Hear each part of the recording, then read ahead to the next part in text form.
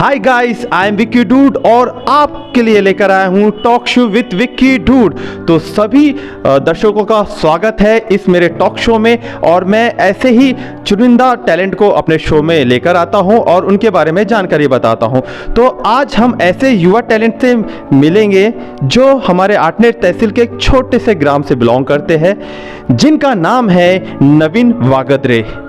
तो उनके लिए दो लाइन बोलना चाहता हूँ।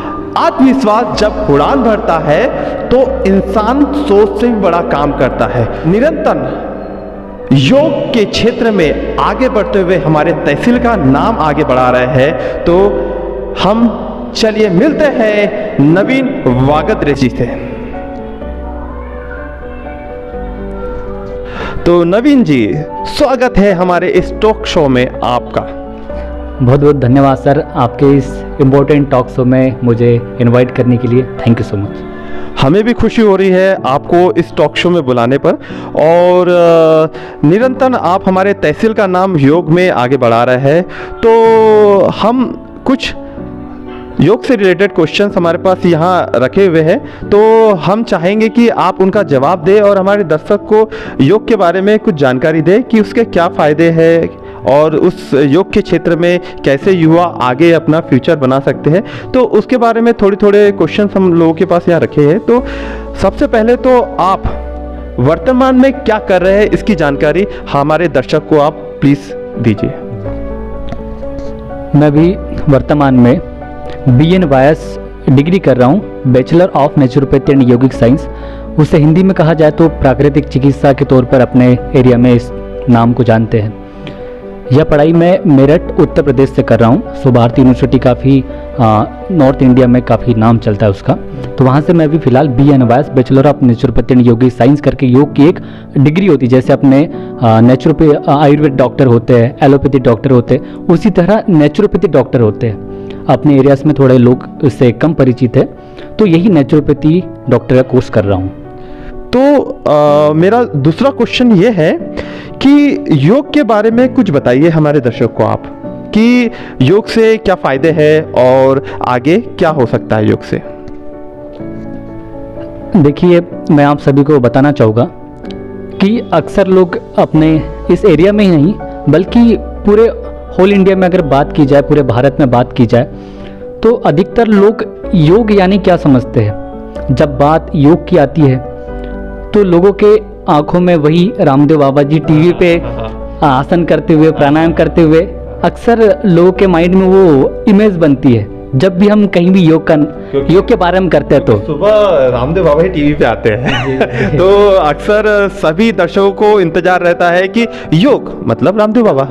तो हम वही जानकारी तो देना चाहते हैं आपके द्वारा कि योग में और क्या चीज़ें हो सकती है।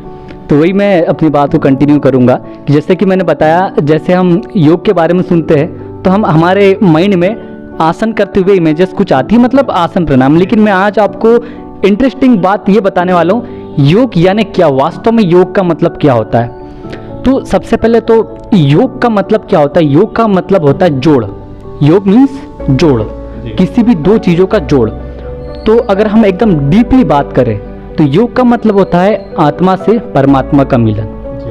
और ऐसे हमारे बहुत सारे प्राचीन ऋषि मुनि हुए हैं जिन्होंने अलग अलग योग की परिभाषाएं दी हुई है। जैसे महर्षि पतंजलि ने कहा है, योगः चित्त वृत्ति निरोधः, यानी हमारे जब हम चित्त की वृत्तियों को जब हम उसका निरोध करते, उसको रोकते हैं, तब हम परमात्मा से मिलते हैं। ऐसी गीता में कहा गया है कि योगः कर्मसु कौशलम। BKS अयंगर हुए हैं जिन्होंने बताया कि yoga is education and character building. ऐसे बहुत सारे जो हमारे ऋषि मुनि हुए हैं उन्होंने अलग अलग प्रकार की डेफिनेशंस दी है योगा की। लेकिन हम हमारे दर्शकों को बताएंगे कि योग का मतलब आप इतना समझे कि सिर्फ आसन प्राणायाम करना नहीं होता। जो हम अक्सर योग के नाम पे सुनते हैं आसन करना, वो सिर्फ योग का एक पार्ट है।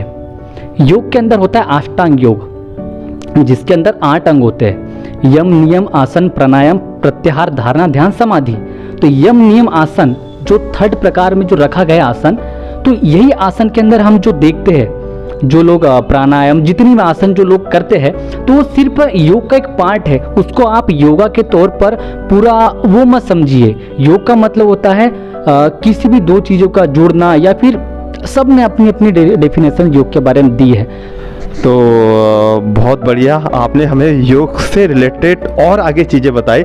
हम तो मैं भी अब जैसे योग करता हूँ तो मैं भी सिर्फ योग मतलब रामदेव बाबा जैसे आपने जानकारी दी है, बहुत बढ़िया जानकारी दी है हमारे दर्शकों को, और इससे बहुत लोगों को पता भी चलेगा कि योग से आगे भी कुछ है, इसके बारे में भी आगे हम पढ़ सकते हैं। योग मतलब आसन नहीं है, उसके अलावा भी बहुत सारी चीज़ें हैं। तो ये जानकारी के लिए तो नवीन वागरे जी को हमने हमारे शो में बुलाया कि वो योग के बारे में कुछ और आगे की जानकारी दे। तो बहुत बढ़िया, आपने योग से हटकर थोड़ा और आगे बताया हमें।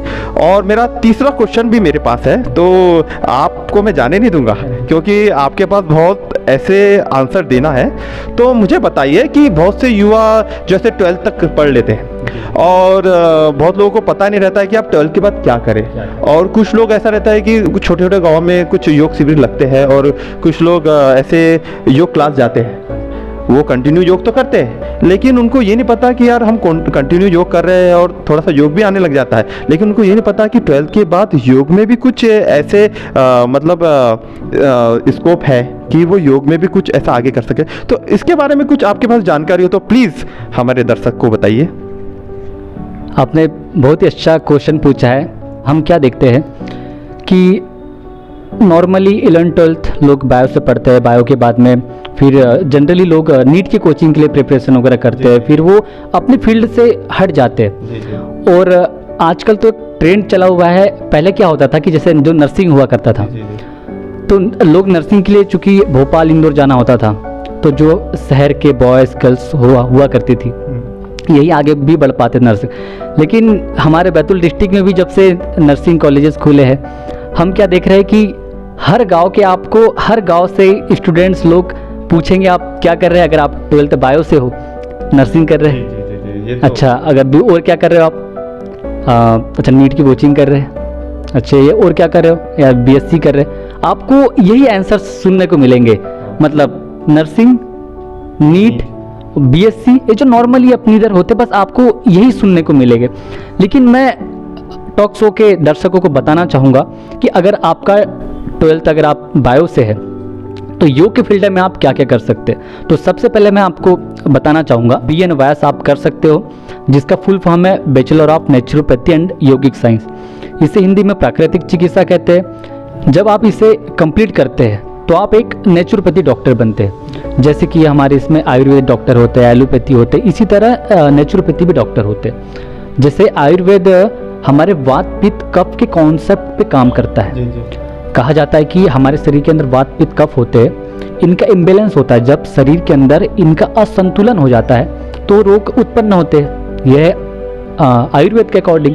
तो ऐसे ही हमारा नेचुरोपैथी क्या कहता है कि हमारे बॉडी के अंदर गंदगियाँ रहती है, जब हम बॉडी के अंदर की गंदगियों को बाहर कर देंगे, हमारे शरीर के अंदर वो क्षमता है कि हमारा शरीर बॉडी हील्स इटसेल्फ, बॉडी खुद हील कर सकती है, ये हमारे शरीर के अंदर शक्ति है। तो नेचुरोपैथी यही कॉन्सेप्ट के अंदर काम करता है कि हम हमारे शरीर के अंदर की गंदगियाँ को हम बाहर निकाल दें तो हमारा शरीर ऑटोमेटिकली ठीक हो सकता है। और इसमें हम पंच तत्वों के द्वारा हम चिकित्सा करते। तो मैं थोड़ा हट गया था विषय से, बट वापस अपने विषय पे आता हूँ।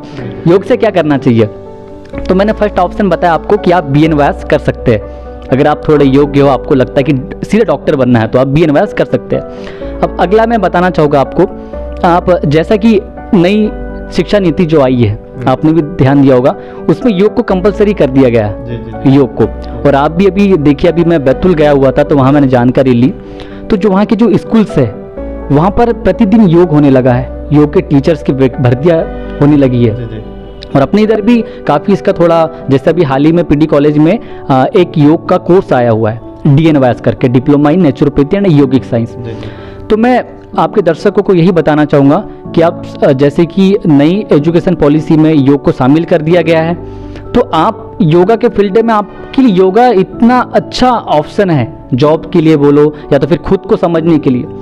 क्योंकि अक्सर जो पढ़ाई होती है वो क्या होती है, हम BSc कर लेते हैं, हम इंजीनियरिंग कर लेते हैं, हम कुछ भी डॉक्टर भी बन जाते हैं, एलोपैथी वगैरह, लेकिन हमें यही नहीं पता होता कि हमारे लाइफ का जीने का कॉन्सेप्ट क्या है, हम क्या है, मैं क्या हूँ। ये हमें योगा सिखाता है। योगा से सबसे पहले तो मैंने बताया BNYS कर सकते हैं, फिर आप योगा से BSc कर सकते हैं और उसमें भी ग्रेजुएशन कर सकते हैं। और फिर थर्ड नंबर पे आता है डिप्लोमा, जिसमें बहुत प्रचलित है DNYS भी होता है 6 महीने के। ऐसे अलग अलग बहुत सारे सर्टिफिकेट कोर्स डिग्रीज चलती रहती है, जिसमें आप योग में काफ़ी डिग्री लेके काफ़ी नाम कमा सकते हो और उन्हीं डिग्री के बेस पे आपकी जॉब भी लग सकती है, आप टीचर्स भी बन सकते हो।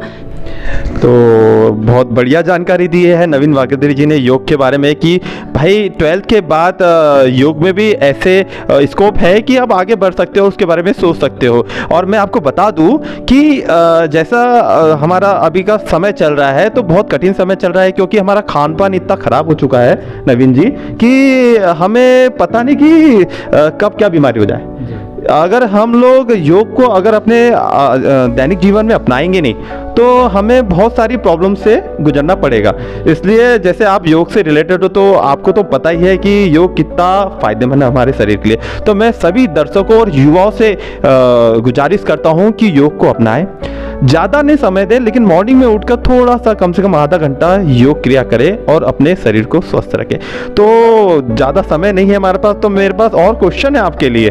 तो मेरा अगला क्वेश्चन है, जैसे आपको पता है कि अभी बारिश का समय चल रहा है, तो मेरे पास क्वेश्चन है कि बरसात के दिनों में अक्सर लोगों को एलर्जी सर्दी हो जाती है, उसके लिए योग में क्या उपाय है आपके हिसाब से? वैसे तो अगर मैं बताना चाहूँ तो काफ़ी समय हो जाएगा, इसीलिए मैं दर्शकों को बस थोड़ा शॉर्ट में बताना चाहूँगा, क्योंकि आपको भी जाना है, मुझे भी जाना है। तो आपका क्वेश्चन ये है कि बारिश के दौरान या फिर जब एकदम से सडनली जब हमारा इन्वायरमेंट चेंज होता है तो अक्सर लोगों में एलर्जीज की प्रॉब्लम होती है, सर्दी खांसी हो जाती है। यही क्वेश्चन है आपका, है ना? जी। तो इसके लिए मैं आपको बताऊंगा, सबसे बेस्ट हमारे योग में होता है सट क्रिया, जिसके अंदर हम सट क्रिया करवाते हैं। सट क्रिया मीन्स धोती, बस्ती, नेली, नौली, धोती, कपालभाति, त्राटक, ये सब सट क्रिया के अंदर आता है। धोती, बस्ती, नेति, नौली, त्राटक, कपालभाति, ये सब।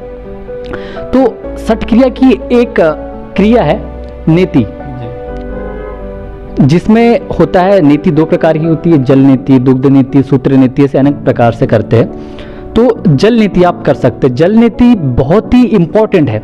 अगर आपको मौसम के दौरान अगर आप या फिर नॉर्मली भी अगर आपको एलर्जीज की प्रॉब्लम है, अगर आप चलते हुए कहीं पर भी या फिर ऐसे डस्टर्स कुछ भी हो सकता है, आपको अगर छींक आती हो, प्रॉब्लम्स हो, तो मैं गारंटी के साथ बोलना चाहूँगा, अगर आप जल नीति करते हैं तो आपकी एलर्जी की प्रॉब्लम ठीक हो जाएगी। आपको कभी जब मौसम के दौरान सर्दी खांसी होती है वो नहीं होगी, आपका आगे चक्र एक्टिव होता है। तो यह सब जल नीति से हो जाता है। और थोड़ा सा इसमें अब अगर हम एडवांस जाते हैं तो इसमें होता है सूत्र नीति। अगर आपको साइनस की प्रॉब्लम है, साइनस क्या होता है, चूँकि हमारे नाक के अंदर की एक हड्डी बढ़ जाती है जिसको हम साइनस की बीमारी बोलते हैं। इसका एलोपैथी में भी इलाज थोड़ा मुश्किल से ही लोग ठीक हो पाते हैं। तो हम अगर पेशेंट को सूत्र नीति करवाते हैं तो उनका साइनस तक ठीक हो जाता है। इतनी कारगर है नीति क्रिया।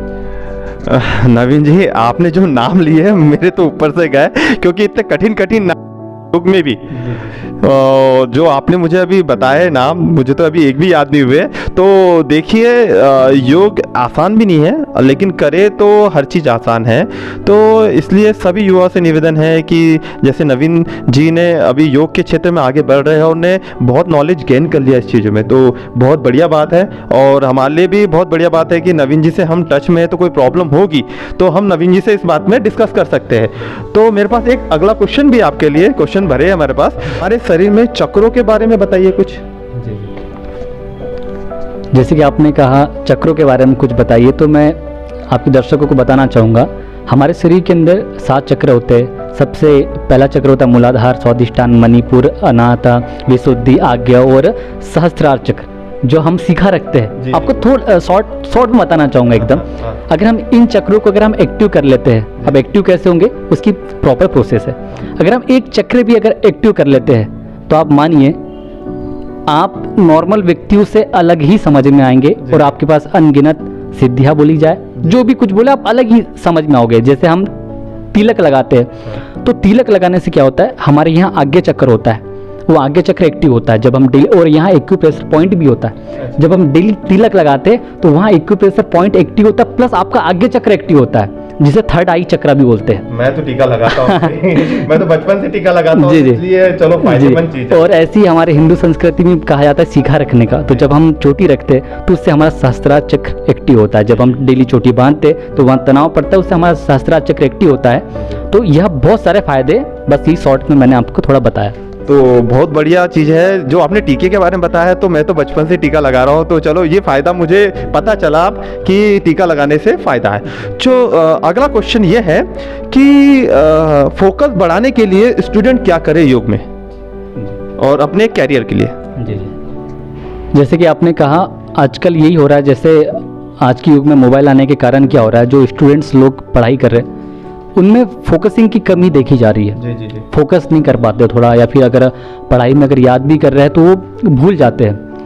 तो मैं बताना चाहूँगा, जैसे मैंने आपको बताया था सट क्रिया होती है, धोती बस्ती नीली नौती, है ना, ये सब। तो उसी के अंदर क्रिया होती है एक त्राटक क्रिया। तो अब त्राटक में क्या होता है, आपको बंद कमरे में, अंधेरे कमरे में पालखेट मार के बैठना होता है। जी जी। और हमारे आई लेवल पे कैंडल को रखना होता है। अंधेरा होगा पूरे रूम में, आपके 25 सेंटीमीटर की दूरी पर कैंडल रखी होगी। और स्टार्टिंग में आपको 3 मिनट से 5 मिनट आपको स्टार्ट करना है, उससे कैंडल जलती रहेगी और उस लो को आपको देखना है कंटिन्यू। स्टार्टिंग में आप क्या होगा, नहीं देख पाओगे, आप 3-4 सेकंड तक देख पाओगे, उसके बाद में आपकी आंखें बंद हो जाएगी और पानी भी निकल सकता है। लेकिन आप प्रैक्टिस को जब धीरे धीरे बढ़ाओगे तो आप यकीन मानिए, इसे त्राटक क्रिया कहते हैं। अगर आप धीरे धीरे 5 मिनट तक ले जाते हो और ऐसे ही धीरे धीरे जितना आपकी कैपेसिटी हो, अगर आप 10 मिनट तक ले जाते हो और आप कंटिन्यू डेली रूटीन में अगर आप त्राटक को शामिल करते हो तो आप सबसे पहले तो आपकी फोकस करने की आपकी शक्ति बढ़ती है। फिर मैंने बताया कि त्राटक करने से आगे चक्र इससे भी एक्टिव होता है।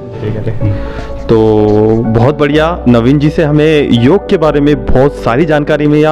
और मैं सभी युवाओं और मेरे दर्शकों से निवेदन करता हूं कि हमारे टॉक शो को कंटिन्यू देखें, क्योंकि मैं ऐसे ही नई चीज़ें आपके सामने इस टॉक शो में लेके आऊँगा। और नवीन जी ने जो योग के बारे में हमें जानकारी दी है, कुछ हटके भी जानकारी दी है कि भाई योग से भी बढ़कर योग में बहुत सारी चीज़ें हैं।